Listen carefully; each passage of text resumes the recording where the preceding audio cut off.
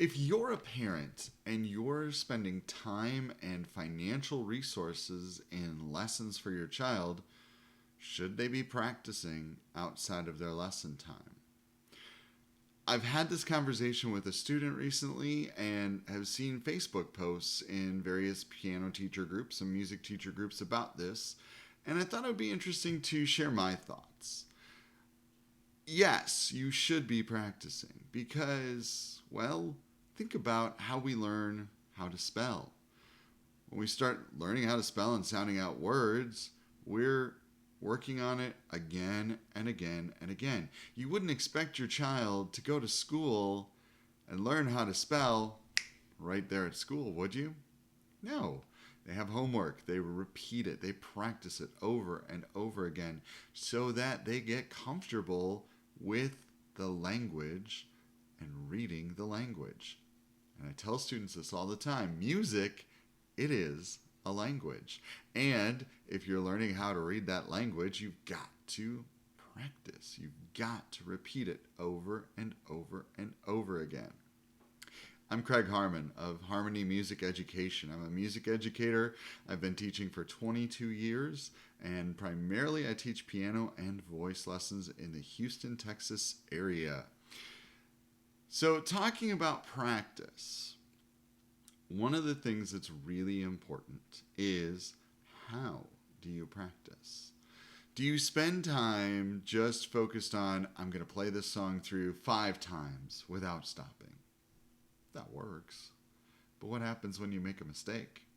See, the idea of practicing is to work at it and work at those things that you have trouble with so that you're better at it, so that they're less of a spot to trip you up.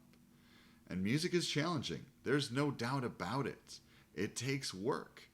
And to try to expect that a 30, 45 minute, even an hour lesson is going to lead to deep musical knowledge without having to practice at home or do any outside work, that's not going to do it. It's not going to give that complete and total depth of knowledge that students need.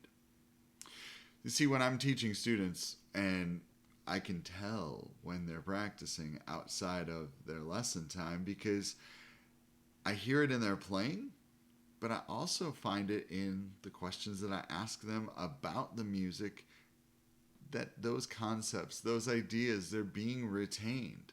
The students that don't usually practice, I ask them what this articulation is, and they'll look at me and very confused say, "What's an articulation?"